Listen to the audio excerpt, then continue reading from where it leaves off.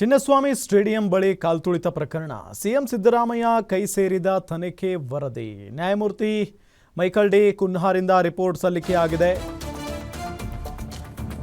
Chinnaswamy stadium ಬಳಿ ಕಾಲ್ತುಳಿತ ಪ್ರಕರಣಕ್ಕೆ ಸಂಬಂಧಪಟ್ಟಂತೆ ಸಿಎಂ ಸಿದ್ದರಾಮಯ್ಯ ಅವರ ಕೈ ಸೇರಿದೆ ತನಿಖೆಯ ವರದಿ. ನ್ಯಾಯಮೂರ್ತಿ ಮೈಕಲ್ ಡಿ ಕುನ್ಹಾ ಅವರಿಂದ ಸಲ್ಲಿಕೆಯಾಗಿದೆ ರಿಪೋರ್ಟ್. ವಿಧಾನಸೌಧದಲ್ಲಿ ವರದಿಯನ್ನ ಸಲ್ಲಿಸಿದ್ದಾರೆ ನ್ಯಾಯಮೂರ್ತಿ ಕುನ್ಹಾ. ಆರ್ಸಿಬಿ ವಿಜಯೋತ್ಸವದಲ್ಲಿ ಕಾಲ್ತುಳಿತ ಆಗಿತ್ತು. ಕಾಲ್ತುಳಿತದಲ್ಲಿ ಸಿಕ್ಕಾಕೊಂಡು 11 ಜನ ಮೃತಪಟ್ಟಿದ್ರು. 11 ಜನ. ಅಂತಾರಾಷ್ಟ್ರೀಯ ಮಟ್ಟದಲ್ಲಿ ಸುದ್ದಿಯಾಗಿತ್ತು ಈ ವಿಚಾರ. ಅಂತಾರಾಷ್ಟ್ರೀಯ ಮಟ್ಟದಲ್ಲಿ ರಾಜ್ಯ ಸರ್ಕಾರಕ್ಕೂ ಭಾರಿ ಮುಜುಗರವನ್ನ ತಂದಿದ್ದಂತ ಪ್ರಕರಣ ಇದು. ಈ ಬಗ್ಗೆ ನ್ಯಾಯಾಂಗ ತನಿಖೆಗೆ ಆದೇಶವನ್ನು ಹೊರಡಿಸಿತ್ತು ಸರ್ಕಾರ.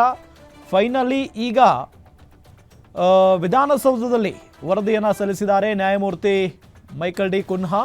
ಆರ್ಸಿಬಿ ವಿಜಯೋತ್ಸವ ಸಂದರ್ಭದಲ್ಲಿ ನಿಮಗೆಲ್ಲ ಗೊತ್ತೇ ಇದೆ, ದೊಡ್ಡ ಮಟ್ಟದಲ್ಲಿ ಒಂದು ಕಾರ್ಯಕ್ರಮವನ್ನು ಆಯೋಜನೆ ಮಾಡಲಾಗಿತ್ತು ಚಿನ್ನಸ್ವಾಮಿ ಸ್ಟೇಡಿಯಂನ ಒಳಗಡೆ.